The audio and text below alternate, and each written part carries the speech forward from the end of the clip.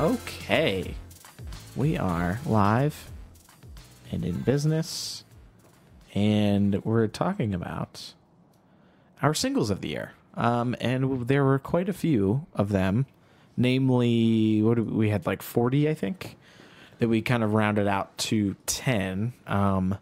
And it breaks my heart to not talk about more than that, but we'd be here all evening talking about every song that we heard this year that we really enjoyed. And yeah, so do we want to start with, we'll start with the shout outs, then 10 through 1. That makes sense? Sounds good. So work up to 1, essentially. So I'll talk about my favorite song of the year that did not make our official list. And that is Pusha T, Story of Adidon, or Adidon, whatever. I don't think you can talk about 2018's year in music without talking about this song. Just because of the drama that it created and how it put Drake's career on hold for at least a month. Like, he was in damage control mode, and like, no rap beef ever has resulted in someone putting out a press release to talk about, hey, you know, shit's gone down. I need to take a pause on this. And yeah, I don't feel like there's been a more talked about moment in music than this song. And it's a great song too, for sure. Mr. Paul, you want to talk about yours? I'm still reeling from yours. I didn't know you can tell the press to just take a knee. Yeah, right. Just take a little time out. It's a good trick for the future. So for me, it's not even necessarily that it's one of my favorite tracks in the context of the whole year, but Jack White came out with Over and Over. And I have to say, it's a track everybody had something to say about it. Some people were happy that it's all weird and proggy. Some people really hated how strange it was. But it's worth checking out. Yes. And an artist like him that has such a body of work over many years, we're going to be tracking kind of the different sort of phases one day. You know what I mean? Yes, absolutely. And I think all of us can say that we're not into this phase, but at least that song is very, very good. I like that song a lot. We need to talk about the new Raconteurs. We do. I can't wait to hear that. And Mr. Billy, you want to give us your shout out? Yeah, so my song of the year that didn't make the list is MJ by Now Now. And the reason I really like this song is it was a great transition from their typical emo style to this new indie pop. And I just found myself putting it on multiple different playlists. It stands out in different like events over the year that I remember specifically listening to this song, whether it be on a road trip or while I was at the beach or something. It just like really stands out as one of those songs this year that just I couldn't get away from. Yeah, it's a great pop tune for sure. And that puts us in our top 10 of the year. And Miss Kelsey Lou, song is Due West. And it's something that we heard towards the end of the year. But I kind of fell in love with over the last hour. Just fucking great track. What did you guys think? What did you guys remember about it? Oh, it's fantastic. I think she's going to be the next big thing. We were talking about that a bit earlier. I hope so. It's just the production's so solid. As you mentioned, the Skrillex connection is kind of unexpected. But, I mean, it's just really, really good. Yeah, her vocal style is just incredible. It's just great pop. It complements that production really, really well. And I just find it, again, it's just super catchy. Absolutely. And number 9, I feel bad for making this concession, but at the same time I don't, just because it's probably my song of the year. But Phoebe Bridgers came out with The Gold, a Manchester Orchestra cover. And I think she totally steals this track. Like, I don't think, had she written it to begin with, like, I wouldn't have been surprised. I think she just does justice to the song and really just makes it her own and makes it this just like really, and the original song is very, you know, melancholy and has a really nice hook to it, but she just makes it her Phoebe Bridgers kind of gold, which is just very, very melancholic and just super sad and dreary with that kind of country edge to it that we all love. And this wasn't Phoebe's only cover of the year. Yes. She's got this way about her that she can take any song and make it her own. It's just the way, it's just her style. And I agree with you. The way she did this song is just incredible. And number 8, we have Petite Noir, Beach featuring Danny Brown and Nukubi. And for me, this track made it pretty much solely because Danny Brown's on it. But I think the track is good as well. It's a very solid, like weird, dark R&B soul kind of track. But I mean, it's interesting either way. Has Yes. a really weird atmospheric sound, but it's just another, just Danny Brown continuing to make really, really solid verses over backing tracks that don't sound traditionally hip hop. yes, very true. And it has me stoked to see what he does next for sure. Number 7, we have Courtney Barnett, Nameless, Faceless. Hyper political track. If you weren't aware, 2018 was pretty wild politically and socially. And Courtney Barnett's kind of getting out there. I think this was the first track off of her new album, which I wasn't as into as I would have hoped, but this track is stellar. I think she does a great job of kind of characterizing the whole year. You guys feel a particular way about it? Yeah, I mean, pretty typical of her songwriting style, but it was just so topical at the time it came out. A lot of dark imagery and a lot of beautiful kind of sarcasm in it. Yes, absolutely. And kind of wrapping it in that her nice like poppy Australian kind of facade. It's a great track. Sarcasm. This next track, god damn it, I will remember forever. And song that Paul dubbed the synthwave song of the year, which we will now be going forward with, of course. The artist being Gunship, and the track being Dark All Day. Billy, do you wanna give us your pitch? I mean, there doesn't need to be a pitch. This song is incredible. Yes, there does. The point of this is to educate This is the people. song this is the only song that I can use to get you guys into synthwave whatsoever. True. So that's got Very to true. speak for itself. Yeah, that Just just this combination.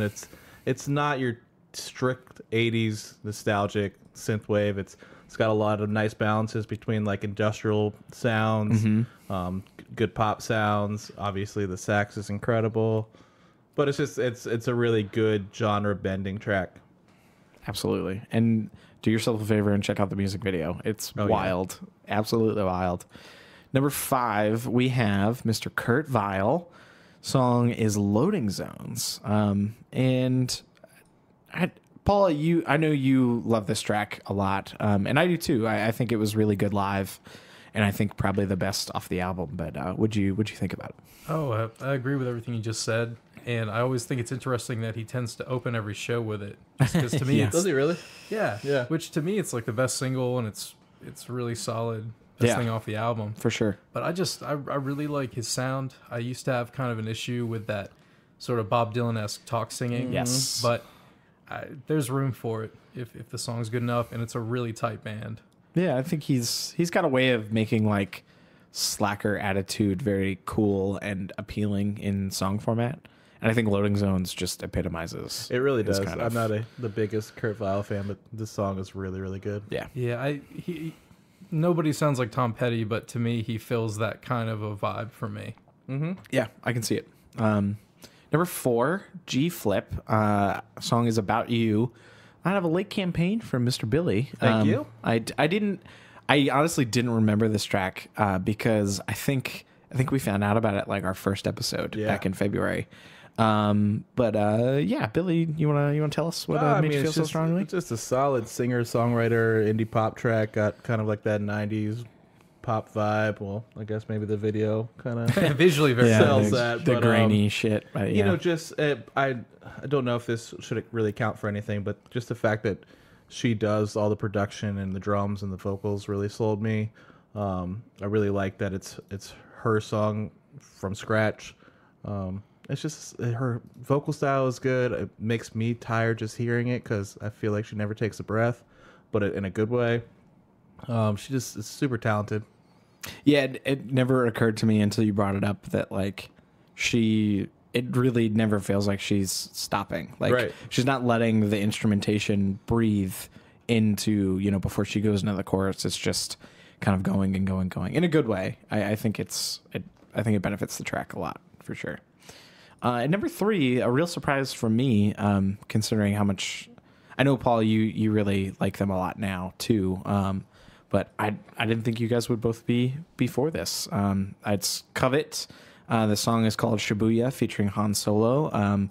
And one of my favorites of the year, and a real standout math rock track that I think saying just math rock doesn't do it justice, really.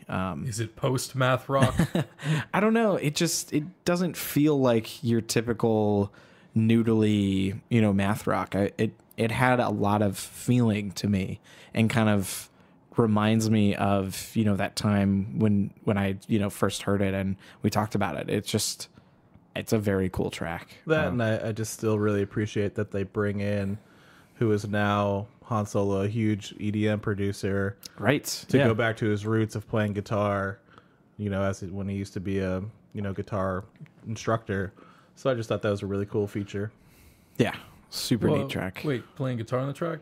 Yeah, because remember we looked it up that he was actually a guitar teacher He before is, he became but the guitarist, it's the normal guitarist. He doesn't. You don't think he does any? I watched her play it. Oh. So she takes a lot of influence from Japanese post rock and does a lot of alternate tunings and like the chan tapping stuff. So I don't know what he does then. So what does he do then? I have no idea.